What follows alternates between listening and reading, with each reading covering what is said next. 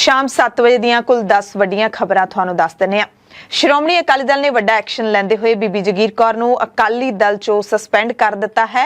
Party ਦੇ ਪ੍ਰਧਾਨ ਸੁਖਬੀਰ ਸਿੰਘ ਬਾਦਲ ਦੀ ਪ੍ਰਧਾਨਗੀ ਦੇ ਵਿੱਚ ਹੋਈ ਬੈਠਕ ਦੇ ਵਿੱਚ ਬੀਬੀ ਤੋਂ 48 ਘੰਟਿਆਂ ਦੇ ਵਿੱਚ ਜਵਾਬ ਵੀ ਮੰਗਿਆ ਗਿਆ। ਇਹ ਫੈਸਲਾ ਸ਼੍ਰੋਮਣੀ ਅਕਾਲੀ ਦਲ ਦੀ ਅਨੁਸ਼ਾਸਨੀ ਕਮੇਟੀ ਨੇ ਲਿਆ ਹੈ। ਸ਼੍ਰੋਮਣੀ ਅਕਾਲੀ ਦਲ ਦੇ ਸੀਨੀਅਰ ਲੀਡਰਾਂ ਨੇ ਪ੍ਰੈਸ ਕਾਨਫਰੰਸ ਕਰਕੇ ਇਹ ਫੈਸਲਾ ਸੁਣਾਇਆ ਹੈ। ਅਕਾਲੀ ਦਲ ਨੇ ਬੀਬੀ ਜਗੀਰ ਕੌਰ ਤੋਂ ਨਾਰਾਜ਼ਗੀ ਜ਼ਾਹਿਰ ਕਰਦਿਆਂ ਕਿਹਾ ਕਿ ਬੀਬੀ ਜਗੀਰ ਕੌਰ ਪਾਰਟੀ ਦੇ ਸਾਰੇ ਕਾਇਦੇ ਕਾਨੂੰਨਾਂ ਨੂੰ ਜਾਣਦੇ ਸਨ, ਪਰ ਪਿਛਲੇ ਕੁਝ ਮਹੀਨਿਆਂ ਤੋਂ ਉਹਨਾਂ ਦੀਆਂ ਪਾਰਟੀ ਵਿਰੋਧੀ ਸਰਗਰਮੀਆਂ ਚੱਲ ਰਹੀਆਂ ਸਨ। ਪਾਰਟੀ ਦੇ ਸੀਨੀਅਰ ਲੀਡਰਾਂ ਨੇ ਉਹਨਾਂ ਨੂੰ ਚੁੱਪ-ਚੁਪੀਤੇ ਜਾ ਕੇ ਸਮਝਾਉਣ ਦੀ ਕਾਫੀ ਕੋਸ਼ਿਸ਼ ਕੀਤੀ ਸੀ ਕਿ ਪਾਰਟੀ ਤੋਂ ਬਾਗੀ ਹੋਣਾ ਠੀਕ ਨਹੀਂ, ਬਾਹਰ ਜਾਣਾ ਠੀਕ ਨਹੀਂ ਹੈ, ਪਰ ਸਾਰੀਆਂ ਕੋਸ਼ਿਸ਼ਾਂ ਅਸਫਲ ਰਹੀਆਂ। ਅਕਾਲੀ ਦਲ ਨੇ ਦਾਅਵਾ ਕੀਤਾ ਕਿ ਅਕਾਲੀ ਦਲ ਦੀ ਅਨੁਸ਼ਾਸਨੀ ਕਮੇਟੀ ਦੇ ਕੋਲ ਸ਼੍ਰੋਮਣੀ ਕਮੇਟੀ ਦੇ ਕਾਫੀ ਵੱਡੀ ਗਿਣਤੀ ਵਿੱਚ ਮੈਂਬਰਾਂ ਨੇ ਸ਼ਿਕਾਇਤ ਕੀਤੀ ਸੀ ਕਿ ਬੀਬੀ ਜਗੀਰ ਕੌਰ ਉਹਨਾਂ ਤੇ ਖੁਦ ਨੂੰ ਵੋਟ ਪਾਉਣ ਦਾ ਦਬਾਅ ਪਾ ਰਹੇ ਨੇ ਕਿ ਉਹਨਾਂ ਨੇ ਸ਼੍ਰੋਮਣੀ ਕਮੇਟੀ ਦੀ ਚੋਣ ਲੜਨੀ ਹੀ ਲੜਨੀ ਹੈ, ਭਾਵੇਂ ਪਾਰਟੀ ਉਹਨਾਂ ਨੂੰ ਉਮੀਦਵਾਰ ਮੰਨੇ ਜਾਂ ਫਿਰ ਨਾ ਮੰਨੇ। ਅਸੀਂ ਇਹ ਸਾਰੀਆਂ ਗੱਲਾਂ ਪ੍ਰਧਾਨ ਦੇ ਧਿਆਨ ਵਿੱਚ ਲਿਆਂਦੀਆਂ। ਉਸ ਤੋਂ ਬਾਅਦ ਡਾਕਟਰ ਦਲਜੀਤ ਸਿੰਘ ਚੀਮਾ ਅਤੇ ਸੁਰਜੀਤ ਰੱਖੜਾ ਵੀ ਬੀਬੀ ਜਗੀਰ ਕੌਰ ਨੂੰ ਮਨਾਉਣ ਦੇ ਲਈ ਗਏ, ਪਰ ਕੋਸ਼ਿਸ਼ ਹੈ ਜਿਹੜੀ ਉਹ ਅਸਫਲ ਰਹੀ ਹੈ। ਜੇ 48 ਘੰਟਿਆਂ ਦੇ ਵਿੱਚ ਉਹਨਾਂ ਦਾ ਜਵਾਬ ਨਾ ਆਇਆ ਤਾਂ ਫਿਰ ਪਾਰਟੀ ਸਮਝੂਗੀ ਕਿ ਬੀਬੀ ਜੀ ਕੋਈ ਵੀ ਡਿਸਪਲਿਨ ਮੰਨਣ ਨੂੰ ਤਿਆਰ ਨਹੀਂ। ਫਿਰ ਉਹਦੇ ਖਿਲਾਫ ਸਖਤ ਤੋਂ ਸਖਤ ਜਿੰਨੀ ਕਾਰਵਾਈ ਕਰ ਸਕਦੀ ਹੋਈ ਪਾਰਟੀ 48 ਘੰਟਿਆਂ ਤੋਂ ਬਾਅਦ ਪਾਰਟੀ ਕਰੇਗੀ। ਉਹਦੇ ਖਿਲਾਫ ਬਣਦੀ ਕਾਰਵਾਈ ਜਿਹੜੀ ਪੂਰੀ ਸਖਤੀ ਦੇ ਨਾਲ ਪਾਰਟੀ ਪੇਸ਼ ਆਏਗੀ। ਸੁਰਜੀਤ ਸਿੰਘ ਰੱਖੜਾ ਜੀ ਤੇ ਸਰਦਾਰ ਦਲਜੀਤ ਸਿੰਘ ਚੀਮਾ ਜੀ, ਉਹਨਾਂ ਦੀ ਡਿਊਟੀ ਲੱਗੀ, ਉਹ 3 ਘੰਟੇ ਉੱਥੇ ਉਹਨਾਂ ਕੋਲੇ ਲਾ ਕੇ ਆਏ, ਪਰ ਉੱਥੇ ਵੀ ਬੀਬੀ ਜੀ ਜਿੱਦ ਸਨ ਆਪਦੇ ਫੈਸਲੇ ਤੇ ਕਿ ਮੈਂ ਤਾਂ ਜਾਂ ਮੈਨੂੰ ਕੈਂਡੀਡੇਟ ਮੰਨ ਲਓ, ਨਹੀਂ ਮੈਂ ਤਾਂ ਚੋਣ ਲੜਨੀ ਹੈ, ਜੋ ਮਰਜ਼ੀ ਹੋਵੇ, ਮੈਂ ਨਹੀਂ ਬੈਠਣਾ, ਮੈਂ ਪਿੱਛੇ ਨਹੀਂ ਹਟਣਾ, ਹੁਣ ਲੜਨੀ ਹੈ। ਹੋ ਸਕਦਾ ਕੋਈ ਐਸੀਆਂ ਤਾਕਤਾਂ ਹੋਣ ਬੀਬੀ ਜੀ ਦੇ ਪਿੱਛੇ ਜਿਹੜਾ ਕੰਮ ਕਰਦੀਆਂ ਹੁਣ, ਜਿਹੜਾ ਉਹਨਾਂ ਨੇ ਇੰਨਾ ਦਲੇਰੀ ਵਾਲਾ ਇਹ ਕਦਮ ਫੜਿਆ ਨਹੀਂ। ਕੋਈ ਪਾਰਟੀ ਦੇ ਇੰਨੇ ਜ਼ਿੰਮੇਵਾਰ ਸੱਜਣ ਜਿਹੜੇ ਹੁੰਦੇ ਆ ਉਹ ਕਦੇ ਇਹੋ ਜਿਹਾ ਕਦਮ ਪੜਦੇ ਨਹੀਂ ਹੁੰਦੇ ਜਿਹਦੇ ਨਾਲ ਪਾਰਟੀ ਦੀ ਸ਼ਾਖ ਨੂੰ ਧੱਕਾ ਲੱਗਦਾ ਹੋਵੇ। ਦਰਅਸਲ ਸ਼੍ਰੋਮਣੀ ਗੁਰਦੁਆਰਾ ਪ੍ਰਬੰਧਕ ਕਮੇਟੀ ਦੇ ਨਵੇਂ ਪ੍ਰਧਾਨ ਦੀ ਚੋਣ ਨੂੰ ਲੈ ਕੇ ਸੁਖਬੀਰ ਸਿੰਘ ਬਾਦਲ ਨੂੰ ਇਸ ਵਾਰੀ ਆਪਣੀ ਹੀ ਪਾਰਟੀ ਦੇ ਅੰਦਰ ਸਭ ਤੋਂ ਮਜ਼ਬੂਤ ਲੀਡਰ ਤੋਂ ਚੁਣੌਤੀ ਮਿਲ ਰਹੀ ਸੀ। ਐਸਜੀਪੀਸੀ ਦੀ ਹੀ ਸਾਬਕਾ ਪ੍ਰਧਾਨ ਬੀਬੀ ਜਗੀਰ ਕੌਰ ਨੇ ਪ੍ਰਧਾਨ ਦੀ ਚੋਣ ਲਈ ਲਿਫਾਫਾ ਕਲਚਰ ਖਤਮ ਕਰਨ ਦੀ ਮੰਗ ਕਰਦਿਆਂ ਪ੍ਰਧਾਨਗੀ ਦੀ ਚੋਣ ਲੜਨ ਦਾ ਐਲਾਨ ਕਰ ਦਿੱਤਾ ਸੀ। ਕਿਸੇ ਵੀ ਸੂਰਤ ਵਿੱਚ ਪਿੱਛੇ ਨਾ ਹਟਣ ਦਾ ਵੀ ਇੱਕ ਦਿਨ ਪਹਿਲਾਂ ਐਲਾਨ ਕਰ ਦਿੱਤਾ। ਅਕਾਲੀ ਦਲ ਵੱਲੋਂ ਮਨਾਉਣ ਦੀਆਂ ਕੋਸ਼ਿਸ਼ਾਂ ਬੀਬੀ ਨੂੰ ਪੂਰੀ ਤਰ੍ਹਾਂ ਫੇਲ ਸਾਫ਼ ਹੋਈਆਂ। ਬੀਬੀ ਜਗੀਰ ਕੌਰ ਨੇ ਮੰਗਲਵਾਰ ਨੂੰ ਫਿਰ ਸਾਫ਼ ਕੀਤਾ ਕਿ ਐਸਜੀਪੀਸੀ ਦੇ ਮੈਂਬਰ ਹੋਣ ਦੇ ਨਾਤੇ ਚੋਣ ਲੜਨਾ ਉਹਨਾਂ ਦਾ ਅਧਿਕਾਰ ਹੈ ਤੇ ਉਹ ਦਾਅਵੇਦਾਰੀ ਜ਼ਰੂਰ ਪੇਸ਼ ਕਰਨਗੇ। ਇਸ ਦੇ ਦਰਮਿਆਨ ਹੀ ਐਸਜੀਪੀਸੀ ਦੇ ਨਵੇਂ ਪ੍ਰਧਾਨ ਦਾ ਨਾਮ ਤੈਅ ਕਰਨ ਦੀ ਵਿਚਾਰ ਦੇ ਨਾਮ ਹੇਠ ਸ਼੍ਰੋਮਣੀ ਅਕਾਲੀ ਦਲ ਦੇ ਪ੍ਰਧਾਨ ਸੁਖਬੀਰ ਸਿੰਘ ਬਾਦਲ ਨੇ ਬੁੱਧਵਾਰ ਨੂੰ ਮਾਝਾ ਜ਼ੋਨ ਦੇ ਐਸਜੀਪੀਸੀ ਮੈਂਬਰਾਂ ਦੇ ਨਾਲ ਮੀਟਿੰਗ ਕੀਤੀ, ਜਿਸ ਤੋਂ ਬਾਅਦ ਇਹ ਵੀ ਪਤਾ ਲੱਗਿਆ ਕਿ ਮੌਜੂਦਾ ਪ੍ਰਧਾਨ ਐਡਵੋਕੇਟ ਹਰਜਿੰਦਰ ਸਿੰਘ ਧਾਮੀ ਦੇ ਨਾਮ ਤੇ ਹੀ ਮੁੜ ਤੋਂ ਸਹਿਮਤੀ ਬਣ ਗਈ ਹੈ। ਹਾਲਾਂਕਿ 9 ਨਵੰਬਰ ਨੂੰ ਐਸਜੀਪੀਸੀ ਦੇ ਪ੍ਰਧਾਨ ਦੀ ਚੋਣ ਹੋਣ ਤੋਂ ਪਹਿਲਾਂ ਸੁਖਬੀਰ ਸਿੰਘ ਬਾਦਲ ਦੁਆਬਾ ਤੇ ਮਾਲਵੇ ਦੇ ਐਸਜੀਪੀਸੀ ਮੈਂਬਰਾਂ ਤੋਂ ਵਿਚਾਰ ਪੁੱਛਣਗੇ, ਪਰ ਧਾਮੀ ਦਾ ਮੁੜ ਤੋਂ ਪ੍ਰਧਾਨ ਬਣਨ ਦੇ ਸੰਕੇਤ ਨੇ ਜਿਹੜੇ ਉਹ ਅਕਾਲੀ ਦਲ ਦੇ ਸੀਨੀਅਰ ਲੀਡਰ ਸੁਰਜੀਤ ਸਿੰਘ ਰੱਖੜਾ ਨੇ ਵੀ ਦਿੱਤੇ ਨੇ। ਬੀਬੀ ਜਗੀਰ ਕੌਰ ਹੁਣ 48 ਘੰਟਿਆਂ ਦੇ ਵਿੱਚ ਕੀ ਜਵਾਬ ਦੇਣਗੇ ਪਾਰਟੀ ਨੂੰ, ਜਾਂ ਫਿਰ ਜਵਾਬ ਨਹੀਂ ਦੇਣਗੇ, ਜਾਂ ਫਿਰ ਉਹਨਾਂ ਨੇ ਪਹਿਲਾਂ ਹੀ ਤੈਅ ਕਰ ਰੱਖਿਆ ਸੀ ਕਿ ਉਹ ਹੁਣ ਪਾਰਟੀ ਦੇ ਵਿੱਚ ਨਹੀਂ ਰਹਿਣਗੇ, ਕਿਉਂਕਿ ਜ਼ਾਹਿਰ ਤੌਰ ਤੇ ਸਾਰੀਆਂ ਪਾਰਟੀਆਂ ਦੀ ਲੀਡਰਸ਼ਿਪ ਦਾ ਇਹੀ ਇੱਕ ਕਦਮ ਹੁੰਦਾ ਹੈ ਕਿ ਜਦੋਂ ਕੋਈ ਵੀ ਲੀਡਰ ਬਗਾਵਤ ਕਰੇ ਤਾਂ ਉਹਨੂੰ ਪਾਰਟੀ ਚੋਂ ਬਾਹਰ ਦਾ ਰਾਹ ਦਿਖਾ ਦਿੱਤਾ ਜਾਂਦਾ ਤੇ ਬੀਬੀ ਜਗੀਰ ਕੌਰ ਨੂੰ ਵੀ ਇਹ ਪਤਾ ਹੋਏਗਾ। ਸੋ 48 ਘੰਟਿਆਂ ਦੇ ਵਿੱਚ ਜਵਾਬ ਆਉਂਦਾ ਜਾਂ ਨਹੀਂ, ਇਹ ਜਾਣਨ ਦੇ ਲਈ ਬੀਬੀ ਜਗੀਰ ਕੌਰ ਦਾ ਖਾਲਸ ਟੀਵੀ ਤੇ ਸਾਡੇ ਨਾਲ ਖਾਸ ਗੱਲਬਾਤ ਵੀ ਕਰਨਗੇ, ਜਿਹੜੀ ਗੱਲਬਾਤ ਨੂੰ ਤੁਸੀਂ ਵੀਰਵਾਰ ਨੂੰ ਸੁਣ ਸਕਦੇ ਹੋ। ਪਰਾਲੀ ਸਾੜਨ ਦੇ ਮਾਮਲੇ ਤੇ ਪੰਜਾਬ, ਹਰਿਆਣਾ ਅਤੇ ਕੇਂਦਰ ਦੀਆਂ ਸਰਕਾਰਾਂ ਆਪਸ ਦੇ ਵਿੱਚ ਬੁਰੀ ਤਰ੍ਹਾਂ ਦੇ ਨਾਲ ਭਿੜ ਰਹੀਆਂ ਨੇ। ਇਸੇ ਦਰਮਿਆਨ ਪੰਜਾਬ ਦੇ ਮੁੱਖ ਮੰਤਰੀ ਭਗਵੰਤ ਸਿੰਘ ਮਾਨ ਨੇ ਲਾਈਵ ਹੋ ਕੇ ਇੱਕ ਤਿੱਖਾ ਹਮਲਾ ਕੇਂਦਰ ਤੇ ਬੋਲਿਆ ਹੈ। ਮਾਨ ਨੇ ਕਿਹਾ ਕਿ ਕੇਂਦਰ ਸਰਕਾਰ ਪਰਾਲੀ ਪ੍ਰਦੂਸ਼ਣ ਬਾਰੇ ਰੋਜ਼ਾਨਾ ਦਿੱਲੀ ਤੇ ਪੰਜਾਬ ਸਰਕਾਰਾਂ ਨੂੰ ਘੇਰਨ ਦੀ ਕੋਸ਼ਿਸ਼ ਕਰ ਰਹੀ ਹੈ, ਜਦਕਿ 에ਅਰ ਕੁਆਲਿਟੀ ਇੰਡੈਕਸ ਦੀ ਰਿਪੋਰਟ ਦੇ ਮੁਤਾਬਿਕ ਹਰਿਆਣਾ ਤੇ ਯੂਪੀ ਦੇ ਸ਼ਹਿਰ ਸਭ ਤੋਂ ਵੱਧ ਪ੍ਰਦੂਸ਼ਿਤ ਨੇ। ਮਾਨ ਨੇ ਕਿਹਾ ਕਿ ਪੰਜਾਬ ਸਰਕਾਰ ਨੇ ਕਈ ਮਹੀਨੇ ਪਹਿਲਾਂ commission for air quality index ਨੂੰ ਪਰਾਲੀ ਸਾੜਨ ਦੀ ਸਮੱਸਿਆ ਦਾ ਹੱਲ ਦੇ ਦਿੱਤਾ ਸੀ, ਪਰ ਪੰਜਾਬ ਦੇ ਕਿਸਾਨਾਂ ਨੂੰ 1500 ਰੁਪਏ ਕੇਂਦਰ, 500 ਰੁਪਏ ਦਿੱਲੀ ਸਰਕਾਰ ਤੇ 500 ਰੁਪਏ ਪੰਜਾਬ ਸਰਕਾਰ ਸਣੇ ਕੁੱਲ 2500 ਰੁਪਏ ਏਕੜ ਦੀ ਵਿੱਤੀ ਮਦਦ ਦੇਣ ਦਾ ਜਿਹੜਾ ਹੱਲ ਪੰਜਾਬ ਸਰਕਾਰ ਨੇ ਕੇਂਦਰ ਸਰਕਾਰ ਨੂੰ ਦਿੱਤਾ ਸੀ, ਉਹ ਸਰਕਾਰ ਨੇ ਨਹੀਂ ਮੰਨਿਆ। ਦੂਸਰਾ ਹੱਲ ਕੇਂਦਰ ਨੂੰ ਇਹ ਵੀ ਦਿੱਤਾ ਗਿਆ ਸੀ ਕਿ ਪਰਾਲੀ ਤੋਂ ਬਾਇਓ ਐਨਰਜੀ ਅਤੇ ਬਿਜਲੀ ਸਣੇ ਹੋਰਨਾਂ ਵਸਤੂਆਂ ਨੂੰ ਬਣਾਇਆ ਜਾ ਸਕਦਾ ਹੈ। ਇਸ ਲਈ ਕਈ ਵੱਡੇ ਉਦਯੋਗ ਪੰਜਾਬ ਦੇ ਵਿੱਚ ਆਉਣ ਲਈ ਵੀ ਤਿਆਰ ਨੇ। ਪਰਾਲੀ ਦੇ ਸਹੀ ਨਿਪਟਾਰੇ ਦੇ ਲਈ ਪਲਾਂਟ ਲਾਏ ਜਾ ਸਕਦੇ ਨੇ, ਕਿਉਂਕਿ ਕਈ ਕੰਪਨੀਆਂ ਇਹਦੇ ਵਿੱਚ ਦਿਲਚਸਪੀ ਲੈ ਰਹੀਆਂ ਨੇ। ਇਸ ਲਈ ਉਹ ਕੋਈ ਪੈਕੇਜ ਦਾ ਐਲਾਨ ਤਾਂ ਕਰੇ, ਯਾਨੀ ਕਿ ਕੇਂਦਰ ਸਰਕਾਰ ਕੋਈ ਪੈਕੇਜ ਦਾ ਐਲਾਨ ਨਹੀਂ, ਪਰ ਕੇਂਦਰ ਨੇ ਸੂਬਾ ਸਰਕਾਰ ਦੀ ਇਸ ਤਜਵੀਜ਼ ਨੂੰ ਵੀ ਰੱਦ ਕਰ ਦਿੱਤਾ ਸੀ।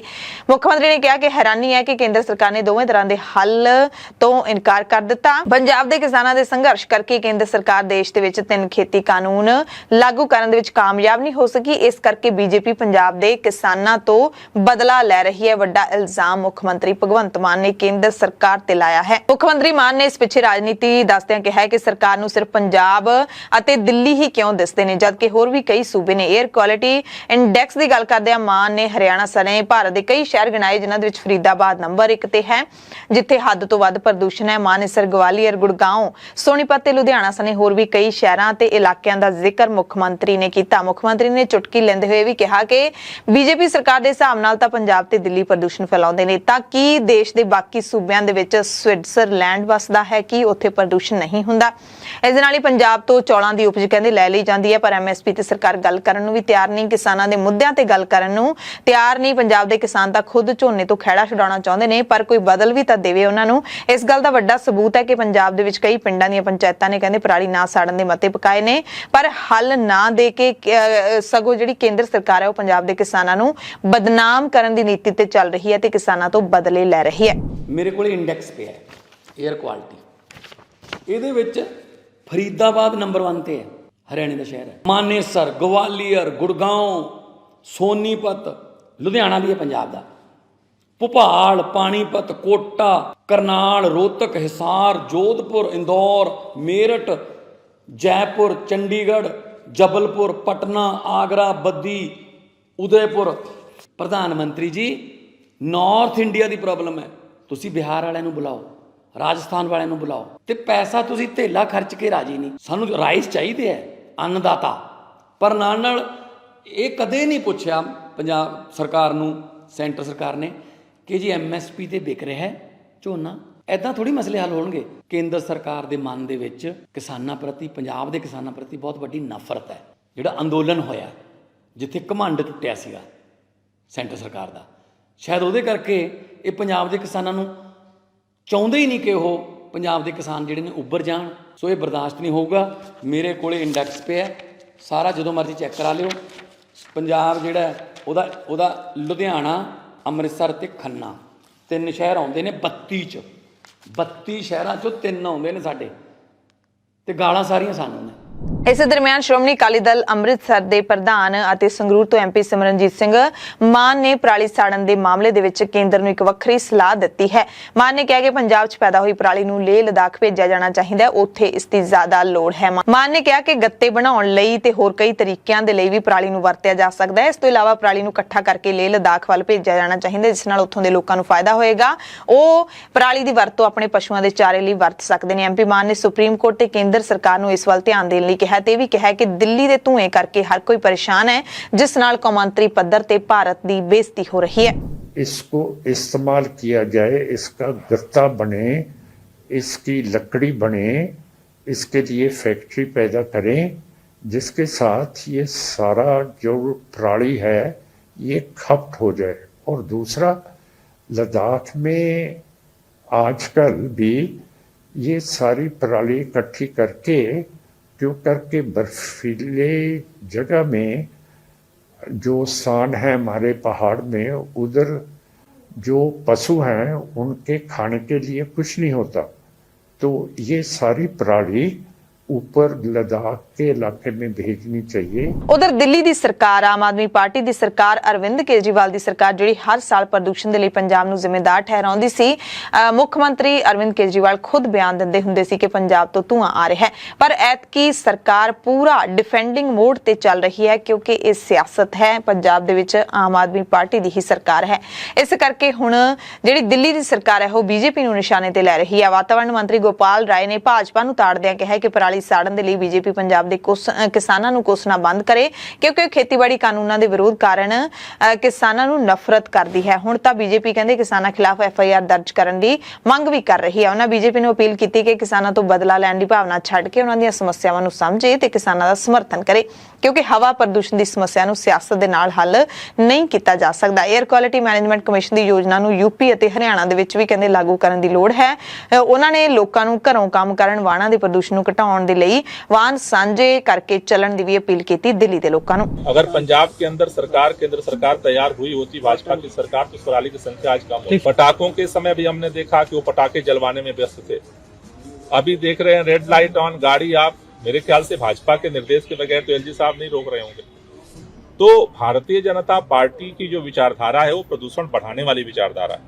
मेरा उनसे भी निवेदन है कि भाजपा के लोग भी दिल्ली में ही रहते हैं, हम सबको मिल करके प्रयास करना पड़ेगा, क्योंकि प्रदूषण की समस्या राज्यों की समस्या नहीं है।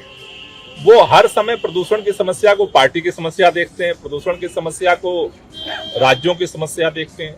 प्रदूषण की समस्या एयरसेट की समस्या है और उसमें सभी राज्यों को और सब केंद्र सरकार को मिल करके प्रयास करना पड़ेगा। ਸੋ ਇੱਕ ਪਾਸੇ ਤਿੰਨੇ ਸਰਕਾਰਾਂ ਨੇ ਜਿਹੜੀਆਂ ਉਹ ਆਪਸ ਦੇ ਵਿੱਚ ਸ਼ਬਦੀ ਜੰਗ ਕਰ ਰਹੀਆਂ ਨੇ ਤੇ ਪੰਜਾਬ ਸਰਕਾਰ ਇਸ ਦਰਮਿਆਨ ਜਿੱਥੇ ਪੰਜਾਬ ਦੇ ਵਿੱਚ ਐਤਕੀ ਪਰਾਲੀ ਸਾੜਨ ਦੇ ਘੱਟ ਮਾਮਲੇ ਆਉਣ ਦਾ ਦਾਅਵਾ ਕਰ ਰਹੀ ਹੈ, ਉੱਥੇ ਹੀ ਪਰਾਲੀ ਸਾੜਨ ਦੀਆਂ ਵਧ ਰਹੀਆਂ ਘਟਨਾਵਾਂ ਭਗਵੰਤ ਮਾਨ ਸਰਕਾਰ ਦੇ ਦਾਅਵਿਆਂ ਦੀ ਪੋਲ ਵੀ ਲਗਾਤਾਰ ਖੋਲ ਰਹੀਆਂ ਨੇ, ਕਿਉਂਕਿ ਸੂਬੇ ਦੇ ਵਿੱਚ ਹੁਣ ਤੱਕ 17,846 ਪਰਾਲੀ ਸਾੜਨ ਦੇ ਮਾਮਲੇ ਸਾਹਮਣੇ ਆ ਚੁੱਕੇ ਨੇ। ਲੁਧਿਆਣਾ ਦੇ ਵਿੱਚ ਕੱਲੇ ਲੁਧਿਆਣਾ ਜ਼ਿਲ੍ਹੇ ਦੇ ਵਿੱਚ 754 ਥਾਵਾਂ ਤੇ ਅੱਗ ਲੱਗਣ ਦੀਆਂ ਘਟਨਾਵਾਂ ਰਿਕਾਰਡ ਦੇ ਵਿੱਚ ਦਰਜ ਹੋ ਚੁੱਕੀਆਂ ਨੇ, ਜਿਸ ਕਰਕੇ ਲੁਧਿਆਣਾ ਇਸ ਵਕਤ ਪੰਜਾਬ ਦੇ ਸਭ ਤੋਂ ਵੱਧ ਪ੍ਰਦੂਸ਼ਿਤ ਸ਼ਹਿਰਾਂ ਦੇ ਵਿੱਚੋਂ ਆ ਗਿਆ ਹੈ, ਨੰਬਰ 1 ਆ ਗਿਆ ਇਸ ਲਿਸਟ ਦੇ ਵਿੱਚ। ਮੰਗਲਵਾਰ ਰਾਤ ਨੂੰ 11 ਵਜੇ ਤੱਕ ਲੁਧਿਆਣੇ ਦਾ ਪ੍ਰਦੂਸ਼ਣ ਹੈ ਜਿਹੜਾ ਉਹ AQI ਹੈ ਜਿਹੜਾ ਉਹ ਖਤਰਨਾਕ ਪੱਧਰ ਤੇ ਪਹੁੰਚ ਗਿਆ ਸੀ। ਇਸੇ ਦਰਮਿਆਨ ਹਰਿਆਣਾ ਦੇ ਮੁੱਖ ਮੰਤਰੀ ਮਨੋਹਰ ਲਾਲ ਖੱਟਰ ਨੇ NCR ਦੇ ਵਿੱਚ ਯਾਨੀ ਕਿ ਦਿੱਲੀ ਦੇ ਵਿੱਚ ਪ੍ਰਦੂਸ਼ਣ ਦੇ ਲਈ ਪੰਜਾਬ ਨੂੰ ਜ਼ਿੰਮੇਵਾਰ ਦੱਸਿਆ ਤਾਂ ਪੰਜਾਬ ਦੇ ਖੇਤੀਬਾੜੀ ਮੰਤਰੀ ਕੁਲਦੀਪ ਸਿੰਘ ਢਾਲੀਵਾਲ ਨੇ ਵੀ ਜਵਾਬ ਦਿੰਦਿਆਂ ਹਰਿਆਣਾ ਨੂੰ ਇਹਦਾ ਜ਼ਿੰਮੇਦਾਰ ਠਹਿਰਾਇਆ। ਢਾਲੀਵਾਲ ਨੇ ਕਿਹਾ ਕਿ ਦਿੱਲੀ ਦੇ ਪ੍ਰਦੂਸ਼ਣ ਲਈ ਪੰਜਾਬ ਕਿਵੇਂ ਜ਼ਿੰਮੇਦਾਰ ਹੋ ਸਕਦਾ ਹੈ, ਪੰਜਾਬ ਦਾ ਧੂਆਂ ਦਿੱਲੀ ਕਿਵੇਂ ਜਾ ਸਕਦਾ ਹੈ ਜਦਕਿ ਵਿੱਚ ਵਿਚਾਲੇ ਹਰਿਆਣਾ ਆਉਂਦਾ ਹੈ। ਉਹਨਾਂ ਕਿਹਾ ਕਿ ਦਿੱਲੀ 'ਚ ਫੈਲ ਰਹੇ ਪ੍ਰਦੂਸ਼ਣ ਦਾ ਕਾਰਨ ਪੰਜਾਬ 'ਚ ਪਰਾਲੀ ਸਾੜਨਾ ਨਹੀਂ ਹੋ ਸਕਦਾ, ਦਿੱਲੀ ਦੇ ਪ੍ਰਦੂਸ਼ਣ ਵਿੱਚ ਹਰਿਆਣਾ ਦੇ ਰੋਹਤਕ, ਪਾਣੀਪਤ ਤੇ ਸੋਨੀਪਤ ਦਾ ਯੋਗਦਾਨ ਹੈ। ਢਾਲੀਵਾਲ ਨੇ ਕੇਂਦਰੀ ਖੇਤੀਬਾੜੀ ਮੰਤਰੀ ਨਰਿੰਦਰ ਸਿੰਘ ਤੋਮਰ ਨੂੰ ਇਹ ਅਪੀਲ ਕੀਤੀ ਕਿ ਉਹ ਹਰਿਆਣੇ ਦੇ ਖੇਤੀਬਾੜੀ ਮੰਤਰੀ ਦੇ ਨਾਲ ਰਲ ਕੇ ਪੰਜਾਬ ਦਾ ਦੌਰਾ ਕਰਨ, ਅਸੀਂ ਉਹਨਾਂ ਨੂੰ ਅਸਲੀਅਤ ਦਿਖਾਵਾਂਗੇ। ਕਹਿੰਦੇ ਤੋਮਰ ਨੇ ਆਪਣੀ ਜੇਬ ਚੋਂ ਮਸ਼ੀਨਾਂ ਨਹੀਂ ਦਿੱਤੀਆਂ, ਇਹ ਸਰਕਾਰ ਨੇ ਦਿੱਤੀਆਂ ਨੇ ਤੇ ਸੂਬੇ ਦੇ GST ਹਿੱਸੇ ਤੋਂ ਵੀ ਬਾਹਰ ਨੇ, ਇਸ ਗੜਬੜ ਦੇ ਲਈ ਕੇਂਦਰ ਜ਼ਿੰਮੇਦਾਰ ਹੈ। ਪੰਜਾਬ ਸਰਕਾਰ ਦੇ ਇੱਕ ਬੜੇ ਅਹਿਮ ਵਿਭਾਗ ਦੇ ਇੱਕ ਵੱਡੇ ਸੀਨੀਅਰ ਅਧਿਕਾਰੀ ਤੇ ਮਹਿਕਮੇ ਦੀਆਂ ਹੀ ਮਹਿਲਾ ਮੁਲਾਜ਼ਮਾਂ ਨੇ Me Too ਦੇ ਯਾਨੀ ਕਿ ਏਜੰਸੀ ਸ਼ੋਸ਼ਣ ਦੇ ਇਲਜ਼ਾਮ ਲਾਏ ਨੇ। ਜਦੋਂ ਮਾਮਲਾ ਮੁੱਖ ਸਕੱਤਰ ਦੇ ਧਿਆਨ ਵਿੱਚ ਆਇਆ ਤਾਂ ਉਹਨਾਂ ਨੇ IAS ਅਧਿਕਾਰੀ ਨੂੰ ਜਿਹੜਾ ਮੌਜੂਦਾ ਰੈਂਕ ਦਿੱਤਾ ਸੀ, ਕੋਈ ਵੱਡਾ ਜ਼ਿੰਮਾ ਦਿੱਤਾ ਸੀ, ਉਸ ਤੋਂ ਤੁਰੰਤ ਹਟਾ ਦਿੱਤਾ ਹੈ। ਮਾਮਲੇ ਦੀ ਵਿਭਾਗੀ ਜਾਂਚ ਵੀ ਵਿੱਢ ਦਿੱਤੀ ਹੈ, ਪਰ ਦੂਸਰੇ ਪਾਸੇ ਅਧਿਕਾਰੀ ਨੇ ਆਪਣੇ ਤੇ ਲੱਗੇ ਦੋਸ਼ਾਂ ਨੂੰ ਬੇਬੁਨਿਆਦ ਦੱਸਿਆ ਹੈ। ਉਹਨਾਂ ਕਿਹਾ ਕਿ ਇੱਕ ਗੁਪਤ ਚਿੱਠੀ ਨੂੰ ਲੈ ਕੇ ਉਸ ਤੇ ਸਵਾਲ ਚੁੱਕੇ ਗਏ ਨੇ, ਜਦਕਿ ਹੁਣ ਤੱਕ ਕਿਸੇ ਵੀ ਮਹਿਲਾ ਕਰਮਚਾਰੀ ਨੇ ਮੂਹਰੇ ਆ ਕੇ ਕੋਈ ਸ਼ਿਕਾਇਤ ਨਹੀਂ ਕੀਤੀ। ਮੇਰੇ ਤੇ ਲੱਗੇ ਸਾਰੇ ਦੋਸ਼ ਕਹਿੰਦੇ ਝੂਠੇ ਨੇ। ਡੇਰਾ ਮੁਖੀ ਗੁਰਮੀਤ ਰਾਮ ਰਹੀਮ ਦੀ ਪੈਰੋਲ ਨੂੰ ਲੈ ਕੇ ਚੱਲ ਰਹੇ ਵਿਵਾਦ ਦੇ ਵਿਚਾਲੇ ਰੋਹਤਕ ਡਿਵੀਜ਼ਨਲ ਕਮਿਸ਼ਨਰ ਦੀ ਪੈਰੋਲ ਦੇ ਹੁਕਮਾਂ ਉੱਤੇ ਇੱਕ ਚਿੱਠੀ ਸਾਹਮਣੇ ਆਈ ਹੈ। ਇਹਦੇ ਵਿੱਚ ਰਾਮ ਰਹੀਮ ਨੂੰ ਪੈਰੋਲ ਦੇਣ ਦੀਆਂ ਸ਼ਰਤਾਂ ਦਾ ਜ਼ਿਕਰ ਕੀਤਾ ਗਿਆ, ਪਰ ਆਦੇਸ਼ਾਂ ਦੇ ਵਿੱਚ ਰਾਮ ਰਹੀਮ ਪੈਰੋਲ ਦੌਰਾਨ ਕੀ ਕਰ ਸਕਦਾ ਹੈ ਕੀ ਨਹੀਂ ਕਰ ਸਕਦਾ ਇਸ ਬਾਰੇ ਕੋਈ ਜ਼ਿਕਰ ਨਹੀਂ ਮਿਲਿਆ। ਚਿੱਠੀ ਦੇ ਵਿੱਚ ਲਿਖਿਆ ਗਿਆ ਕਿ ਗੁਰਮੀਤ ਰਾਮ ਰਹੀਮ ਨੇ ਹਰਿਆਣਾ ਗੁੱਡ ਕੰਡਕਟ ਪ੍ਰਿਜ਼ਨਰਜ਼ ਨਿਯਮ 2022 ਦੇ ਤਹਿਤ ਪੈਰੋਲ ਦੇ ਲਈ ਅਰਜ਼ੀ ਦਿੱਤੀ ਸੀ ਤੇ ਨਿਯਮਾਂ ਮੁਤਾਬਕ ਉਸ ਨੂੰ ਪੈਰੋਲ ਦਿੱਤੀ ਗਈ ਹੈ। ਯਾਨੀ ਕਿ ਜੇਲ੍ਹ ਦੇ ਵਿੱਚ ਰਾਮ ਰਹੀਮ ਦਾ ਜਿਹੜਾ ਵਿਵਹਾਰ ਹੈ ਉਸ ਨੂੰ ਕਾਫੀ ਚੰਗਾ ਮੰਨਦਿਆਂ ਜੇਲ੍ਹ ਪ੍ਰਸ਼ਾਸਨ ਨੇ ਪੈਰੋਲ ਦਿੱਤੀ ਹੈ। ਹਾਲਾਂਕਿ ਇਹ ਵੀ ਸ਼ਰਤ ਲਿਖੀ ਗਈ ਹੈ ਕਿ ਉਹ ਬਾਗਪਤ ਵਾਲੇ ਆਸ਼ਰਮ ਵਿੱਚ ਹੀ ਰਹੇਗਾ, ਪੈਰੋਲ ਦੌਰਾਨ ਕੁਝ ਹੋਰ ਨਹੀਂ ਕਰੇਗਾ। ਪਰ ਰਾਮ ਰਹੀਮ ਨਾ ਸਿਰਫ ਸਤਸੰਗ ਕਰ ਰਿਹਾ ਹੈ ਬਲਕਿ ਉਸਨੇ ਦੀਵਾਲੀ ਵਾਲੇ ਦਿਨ ਆਪਣਾ ਇੱਕ ਗਾਣਾ ਵੀ ਰਿਲੀਜ਼ ਕੀਤਾ ਹੈ, ਯਾਨੀ ਕਿ ਰਿਲੀਜ਼ ਕੀਤਾ ਉਹਨੇ ਖੁਦ ਗਾਇਆ, ਖੁਦ ਉਹਦੀ ਡਾਇਰੈਕਸ਼ਨ ਕੀਤੀ, ਜਿਵੇਂ ਪਹਿਲਾਂ ਕਰਦਾ ਹੁੰਦਾ ਸੀ ਉਵੇਂ ਕੀਤਾ ਹੈ। ਆਪ ਹੀ ਗਾਣੇ ਦੇ ਵਿੱਚ ਐਕਟਿੰਗ ਕੀਤੀ, ਆਪ ਹੀ ਗਾਇਆ ਹੈ, ਯਾਨੀ ਕਿ ਹਰ ਚੀਜ਼ ਕਰਨ ਦੀ ਉਹਨੂੰ ਖੁੱਲ੍ਹ ਮਿਲ ਰਹੀ ਹੈ। ਲੀਡਰ ਉਹਦੇ ਪੈਰੀ ਪੈ ਰਹੇ ਨੇ। ਇਸੇ ਦਰਮਿਆਨ ਹਿਮਾਚਲ ਪ੍ਰਦੇਸ਼ ਦੇ ਦਿੱਗਜ BJP ਦੇ ਹੀ ਲੀਡਰ ਅਤੇ ਸਾਬਕਾ ਮੁੱਖ ਮੰਤਰੀ ਸ਼ਾਂਤਾ ਕੁਮਾਰ ਨੇ ਵੱਡਾ ਬਿਆਨ ਦਿੱਤਾ ਹੈ। ਉਹਨਾਂ ਕਿਹਾ ਕਿ ਕਤਲ ਤੇ ਬਲਾਤਕਾਰ ਦਾ ਦੋਸ਼ੀ ਰਾਮ ਰਹੀਮ ਪੈਰੋਲ ਤੇ ਬਾਹਰ ਆ ਕੇ ਉਪਦੇਸ਼ ਦੇ ਕੇ ਲੋਕਾਂ ਨੂੰ ਮੂਰਖ ਬਣਾ ਰਿਹਾ ਹੈ, ਪਰ ਇੱਥੇ ਸਵਾਲ ਉੱਠਦਾ ਹੈ ਕਿ ਲੋਕ ਖੁਦ ਹੀ ਮੂਰਖ ਬਣ ਰਹੇ ਨੇ। ਕਹਿੰਦੇ ਰਾਮ ਰਹੀਮ ਕਹਿ ਰਿਹਾ ਹੈ ਕਿ ਚਮਤਕਾਰ ਦੇ ਨਾਲ ਬੇਟਾ ਹੋਏਗਾ। ਜੇ ਸੱਚੀ ਉਹਦੇ ਕੋਲੇ ਚਮਤਕਾਰ ਹੈ ਤਾਂ ਉਹ ਆਪਣੇ ਅਪਰਾਧ ਨੂੰ ਕਿਉਂ ਨਹੀਂ ਲੁਕੋ ਸਕਿਆ? ਉਹ ਬਲਾਤਕਾਰ ਤੇ ਕਤਲ ਦੇ ਦੋਸ਼ ਦੇ ਵਿੱਚ ਫਿਰ ਕਿਵੇਂ ਫੜਿਆ ਗਿਆ? ਕਿਉਂਕਿ ਜੇ ਇਹਦੇ ਕੋਲੇ ਚਮਤਕਾਰ ਹੁੰਦੇ ਤਾਂ ਸਭ ਤੋਂ ਪਹਿਲਾਂ ਆਪਣੇ ਆਪ ਨੂੰ ਬਚਾਉਂਦਾ। ਕੈਨੇਡਾ ਦੀ ਜਸਟਿਨ ਟਰੂਡੋ ਸਰਕਾਰ ਨੇ ਕੈਨੇਡਾ ਦੇ ਵਿੱਚ ਕਾਮਿਆਂ ਦੀ ਘਾਟ ਦੀ ਸਮੱਸਿਆ ਦੇ ਨਾਲ ਨਜਿੱਠਣ ਦੇ ਲਈ 2025 ਤੱਕ ਹਰੇਕ ਸਾਲ 5 ਲੱਖ ਪ੍ਰਵਾਸੀਆਂ ਨੂੰ ਸੱਦਣ ਦਾ ਫੈਸਲਾ ਲਿਆ। ਇਮੀਗ੍ਰੇਸ਼ਨ, ਸ਼ਰਨਾਰਥੀ ਤੇ ਸਿਟੀਜ਼ਨਸ਼ਿਪ ਮੰਤਰੀ ਸੀਨ ਫਰੇਜ਼ਰ ਨੇ ਕੈਨੇਡਾ ਦੀ 2023 ਤੋਂ 25 ਤੱਕ ਇਮੀਗ੍ਰੇਸ਼ਨ ਪੱਧਰੀ ਨੀਤੀ ਜਿਹੜੀ ਹੈ ਉਹ ਜਾਰੀ ਕੀਤੀ ਹੈ, ਯੋਜਨਾ ਜਾਰੀ ਕੀਤੀ ਹੈ, ਜਿਸ ਦੇ ਮੁਤਾਬਿਕ ਕੈਨੇਡੀਅਨ ਆਰਥਿਕਤਾ ਇਸ ਵਕਤ ਕਾਮਿਆਂ ਦੀ ਗੰਭੀਰ ਘਾਟ ਦਾ ਸਾਹਮਣਾ ਕਰ ਰਹੀ ਹੈ। ਇਸ ਕਰਕੇ ਸਰਕਾਰ ਹਰ ਸਾਲ ਹੁਣ ਤੋਂ ਲੈ ਕੇ ਯਾਨੀ ਕਿ 23 ਸਾਲ ਤੋਂ ਲੈ ਕੇ 23, 24, 25 3 ਸਾਲਾਂ ਤੱਕ 5 ਲੱਖ ਕਾਮਿਆਂ ਨੂੰ ਬੁਲਾਏਗੀ, ਪ੍ਰਵਾਸੀਆਂ ਨੂੰ ਸੱਦੇਗੀ। ਖਾਸ ਕਰਕੇ ਵਰਕ ਵੀਜ਼ਾ ਜਿਹੜਾ ਉਹ ਦਿੱਤਾ ਜਾਏਗਾ। ਪਿਛਲੇ ਸਾਲ ਵੀ ਕੈਨੇਡਾ ਨੇ 4,05,000 ਤੋਂ ਵੱਧ ਕਾਮਿਆਂ ਦਾ ਸਵਾਗਤ ਕੀਤਾ ਸੀ। ਟਵਿੱਟਰ ਦੇ ਨਵੇਂ ਮਾਲਕ ਅਤੇ ਦੁਨੀਆ ਦੇ ਸਭ ਤੋਂ ਅਮੀਰ ਵਿਅਕਤੀ ਐਲਨ ਮਸਕ ਦੇ ਵੱਲੋਂ ਬਲੂ ਟਿਕ ਹੈ ਜਿਹੜਾ ਉਹਦਾ ਰੇਟ ਨਿਰਧਾਰਿਤ ਕਰ ਦਿੱਤਾ ਗਿਆ। ਯਾਨੀ ਕਿ ਬਲੂ ਟਿਕ ਜਿਹੜਾ ਵੀ ਲਵੇਗਾ, ਜਿਹੜਾ ਵੀ ਨਿੱਜੀ ਤੌਰ ਤੇ ਵਿਅਕਤੀ ਲਵੇਗਾ, ਜਿਹੜੀ ਵੀ ਸੰਸਥਾ ਲਵੇਗੀ, ਜੇ ਉਸਨੇ ਬਲੂ ਟਿਕ ਜਾਰੀ ਰੱਖਣਾ ਤਾਂ ਉਸਨੂੰ ਹਰ ਮਹੀਨੇ $8 ਅਦਾ ਕਰਨੇ ਪੈਣਗੇ। ਬਲੂ ਟਿਕ ਬੈਜ ਦੇ ਲਈ ਪ੍ਰਤੀ ਮਹੀਨਾ $8 ਅਮਰੀਕੀ ਯਾਨੀ ਕਿ 650 ਭਾਰਤੀ ਰੁਪਏ ਦੇ ਕਰੀਬ ਭੁਗਤਾਨ ਹਰੇਕ ਨੂੰ ਕਰਨਾ ਹੋਵੇਗਾ।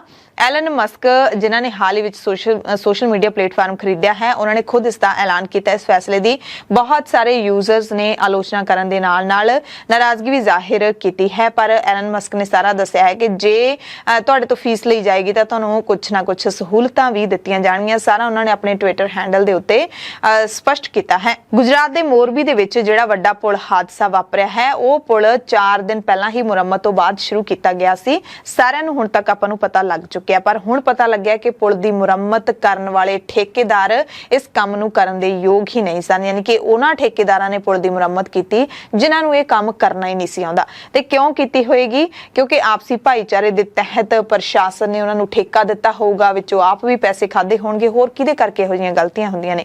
ਜੇ ਵਿੱਚੋਂ ਪੈਸੇ ਨਾ ਖਾਣੇ ਹੋਣ ਤਾਂ ਹਰ ਥਾਂ ਦੇ ਉੱਤੇ ਇਮਾਨਦਾਰ ਤੇ ਯੋਗ ਵਿਅਕਤੀਆਂ ਨੂੰ ਥਾਂ ਮਿਲੇ। ਖੈਰ, ਇਸ ਗੱਲ ਦਾ ਖੁਲਾਸਾ ਇਸਤਗਾਸਾ ਪੱਖ ਨੇ ਮੋਰਬੀ ਦੀ ਜ਼ਿਲ੍ਹਾ ਅਦਾਲਤ ਦੇ ਵਿੱਚ ਕੀਤਾ ਹੈ।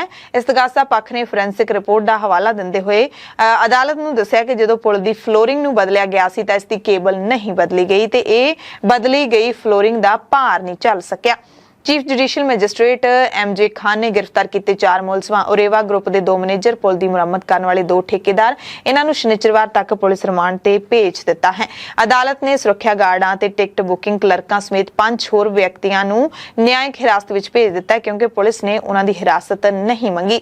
ਤੇ ਇੱਥੇ ਲੋਕ ਆਲੋਚਨਾ ਵੀ ਕਰ ਰਹੇ ਨੇ ਪ੍ਰਸ਼ਾਸਨ ਦੇ ਇਸ ਫੈਸਲੇ ਦੀ ਕਿ ਇਹਦੇ ਵਿੱਚ ਪੁਲ ਹਾਦਸੇ ਦੇ ਵਿੱਚ ਗਾਰਡਾਂ ਜਾਂ ਫਿਰ ਟਿਕਟ ਬੁਕਿੰਗ ਕਰਨ ਵਾਲੇ ਜਿਹੜੇ ਕਲਰਕ ਨੇ ਉਹਨਾਂ ਨੂੰ ਫੜਨ ਦਾ ਕੀ ਮਤਲਬ ਬਣਦਾ ਹੈ? ਜ਼ਿੰਮੇਵਾਰੀ ਤੈਅ ਹੁੰਦੀ ਹੈ ਕੰਪਨੀ ਦੀ, ਕੰਪਨੀ ਦੇ ਮਾਲਕਾਂ ਦੀ, ਉਹਨਾਂ ਤੱਕ ਕਿਉਂ ਨਹੀਂ ਹੱਥ ਪਹੁੰਚ ਰਹੇ? ਪ੍ਰਸ਼ਾਸਨ ਦੇ ਸਵਾਲ ਉੱਠ ਰਹੇ ਨੇ। ਇਸ ਦਰਮਿਆਨ ਮੋਰਬੀ ਪੁਲ ਹਾਦਸੇ ਦੇ ਵਿੱਚ ਮਾਰੇ ਗਏ ਲੋਕਾਂ ਨੂੰ ਸ਼ਰਧਾਂਜਲੀ ਦੇਣ ਦੇ ਲਈ ਗੁਜਰਾਤ ਦੇ ਵਿੱਚ ਬੁੱਧਵਾਰ ਨੂੰ ਸੂਬਾ ਵਿਆਪੀ ਸੋਗ ਵੀ ਐਲਾਨਿਆ ਗਿਆ ਤੇ ਪੂਰੇ ਸੂਬੇ ਦੇ ਵਿੱਚ ਪੂਰਾ ਦਿਨ ਸੋਗ ਮਨਾਇਆ ਗਿਆ। ਬੁੱਧਵਾਰ ਨੂੰ ਕੌਮੀ ਝੰਡੇ ਅੱਧੇ ਝੁਕੇ ਰਹੇ। ਗੁਜਰਾਤ ਦੇ ਵਿੱਚ ਕੋਈ ਵੀ ਅਧਿਕਾਰੀ ਜਾਂ ਮਨੋਰੰਜਨ ਸਮਾਗਮ ਨਹੀਂ ਕੀਤਾ ਗਿਆ। ਸੋਮਵਾਰ ਨੂੰ ਪ੍ਰਧਾਨ ਮੰਤਰੀ ਨਰਿੰਦਰ ਮੋਦੀ ਦੀ ਪ੍ਰਧਾਨਗੀ ਦੇ ਵਿੱਚ ਹੋਈ ਬੈਠਕ ਦੇ ਵਿੱਚ ਰਾਜ ਵਿਆਪੀ ਸੋਗ ਮਨਾਉਣ ਦਾ ਫੈਸਲਾ ਲਿਆ ਗਿਆ ਸੀ। ਪੰਜਾਬ, ਭਾਰਤ ਤੇ ਦੁਨੀਆ ਭਰ ਦੀਆਂ ਹੋਰ ਵੱਡੀਆਂ ਖਬਰਾਂ ਸੁਣਨ ਦੇ ਲਈ ਤੁਸੀਂ ਥੋੜੇ ਸਮੇਂ ਤੱਕ ਸਾਡਾ ਐਮਰਜੈਂਸੀ ਬੁਲੇਟਿਨ ਜ਼ਰੂਰ ਦੇਖਿਓ। ਧੰਨਵਾਦ।